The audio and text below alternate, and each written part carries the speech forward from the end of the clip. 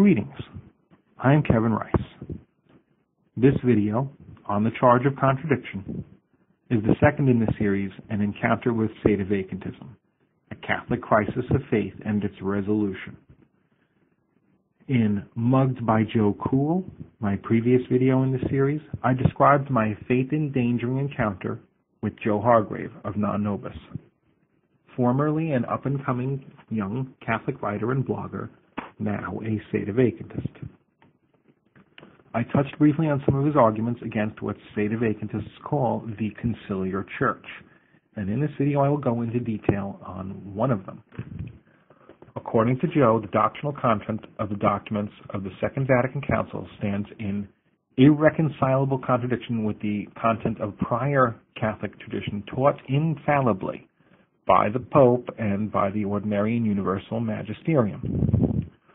One example of this discontinuity between pre- and post-Vatican II Catholicism, the one that he gives as the most obvious example of an outright contradiction, is the issue of religious liberty. The allegation is that in Dignitatis Humanae, Vatican II affirmed as a right exactly what prior Catholic tradition prohibited in such documents as the Leo XIII encyclical Libertas and Quanta Cura by Pope Pius IX, along with the syllabus of errors attached to the latter document. Here's how he put it. The religious issue is probably the most clear-cut denial of dogma we find in Vatican II. In Quanta Cura, which is the encyclical that accompanied the syllabus, Pius IX commands Christians to hold the doctrine of, quote, liberty of conscience, unquote, as, quote, proscribed, reprobated, that is rejected, and condemned, unquote. Pope Leo XIII confirmed and repeated these condemnations in Libertas. The Vatican II document on religious liberty contradicts Pius IX almost word for word. I want to call your attention, it's an end of quote, and I want to call your attention to the phrase almost word for word. I have to admit this struck my heart with dread. I already knew by my acquaintance with Joe's writing that his competence in discerning philosophical consistency had, in one instance that I recalled, been very impressive. I simply assumed that this entailed an equally impressive competence in discerning genuine inconsistency. In retrospect, I can only say that it's been over 12 years since I earned my AA as an undergraduate in sentential predicate calculus, i.e. symbolic logic. That word almost should have been a red flag, but I missed it. I avoided reading those documents for weeks because I was terrified of undergoing a catastrophic and permanent loss of my Catholic faith. Now I'm going to play a clip from a presentation by British Sedevacantist John S. Daly. You will certainly notice how similarly these men make the case for contradiction. And yet in the texts of Vatican II, we find numerous heresies and other false doctrines. I'm running low on time. I'm not going to be able to give you very many, but I'm not going to miss out the most obvious one, religious liberty. I'm not going to miss out religious liberty, to which an entire declaration was devoted by Vatican II, and which contradicts, all but word for word, the teaching of Pope Pius IX's Quanta Cura. All but word for word. Almost word for word. But what these men missed is that statements whose apparent inconsistency is almost but not quite verbatim can be and often are quite consistent and complementary, not contradictory or contrary to each other at all. Indeed, if one has training in logic, which I have, and if one actually draws on that training, which I did not, one should be prepared to assume that the slightest difference between what is being affirmed by one statement and denied by another could very easily destroy a case for their being contradictory. Before I go on, I need to give a little bit of my personal faith history.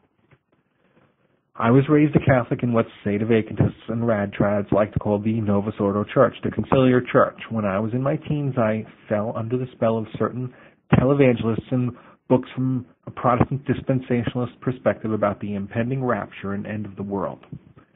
I loved to read Scripture, but I did not see how the traditions of the church in which I was raised conformed to the Bible. By the time I was in high school, I was a fundamentalist Protestant in all but name, still attending Catholic Mass, but deeply distrustful of the elements of Catholic tradition that other Protestants find hard to accept in Catholicism. I was confident of the inerrancy of the Bible, and based on my faith as a Christian, I accepted it. I based my faith as a Christian on that confidence. And then I went to a Catholic college, and in less than a year, my Christian faith was destroyed. I took a class during my first semester that I wrongly assumed would be easy, Intro to the New Testament. It was taught by a theological and political liberal and agnostic. He introduced us to Rudolf Bultmann and the Sitz im Leben on the very first day, and from that day forward, Holy Scripture was strictly referred to as the text. Whenever possible, he presented apparent discrepancies, asserting that they were hopeless, incorrigible contradictions. He made it his mission to undermine the faith of the fundamentalists who were foolish enough to take his course.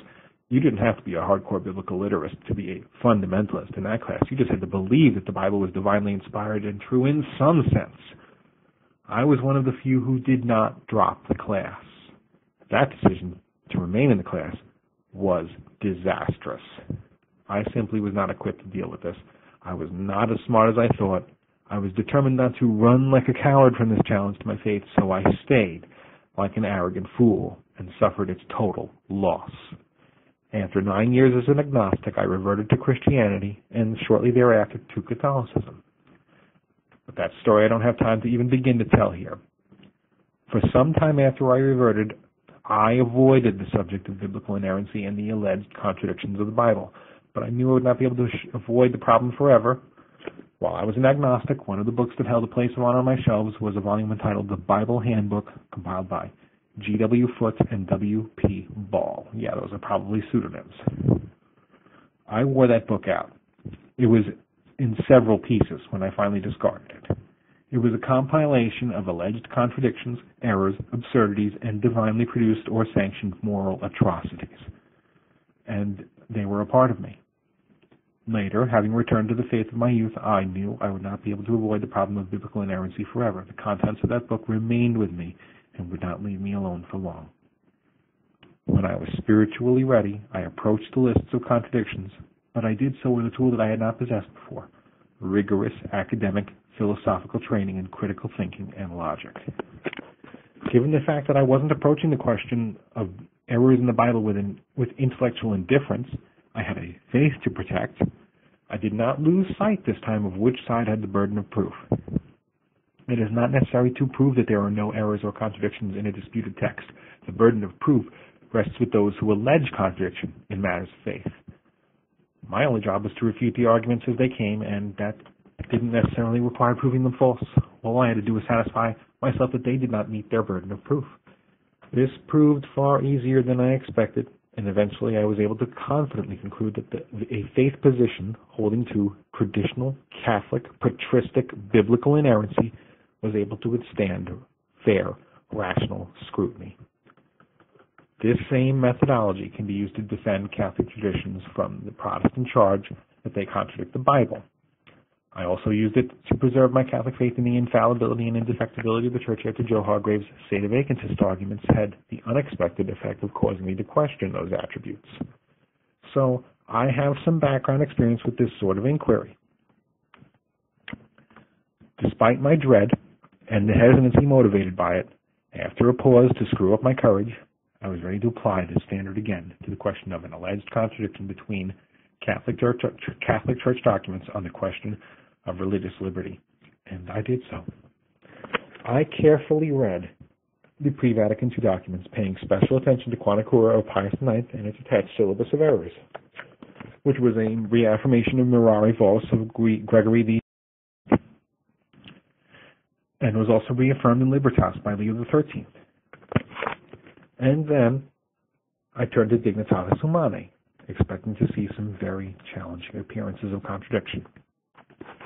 Here's what I found. They weren't there. If I were a Protestant or an atheist looking for some clear-cut, knockdown argument against the Catholic Church's claim to be infallible by leaning on some reputedly intractable contradiction between Dignitatis Humanae and the aforementioned papal encyclicals, I would have been terribly disappointed by Dignitatis' total failure to deliver this overhyped defeater. The older encyclicals emphasize the duty before God of whole societies as well as individuals to conform to the truth and submit to the Catholic Church. They condemn errors which can only be described as the most radical and extreme of political liberalism. The condemned errors advocate a church-state separation which is as radical as any that the most hardcore extremist secularists in the ACLU could ever envision. If the extreme sort of secularism condemned in the older encyclical emerged as the rule of the day everywhere, it would effectively mean the end of the Catholic Church as we have known it. Such an extremist secularism would not permit any government from distinguishing between truth and falsehood on any point relevant to any religion whatsoever. There would no longer be any such thing as a Catholic nation, not even a nominally Catholic one. All concordats, all treaties with the Roman See, all special legal protection or privilege enjoyed by the Church in any country would be totally eliminated. Abortion would be as universally legal as penicillin, even in Malta. And you could say goodbye to conscience clauses protecting doctors from being forced to perform that procedure, let alone conscientiously objecting pharmacists refusing to fill prescriptions of the morning after pill or the birth control pill for that matter. The only begrudging exception that would permit any government to take any side that happens to conform to a certain religious point of view, let alone that of Catholicism, is the preservation of the, quote, pax publica, the, unquote, the public peace. A government could do it to stop people from killing each other or rioting in the streets. But that's as far as that exception goes. So let's lay it out. Here is a statement condemned as false in Quanta Cura.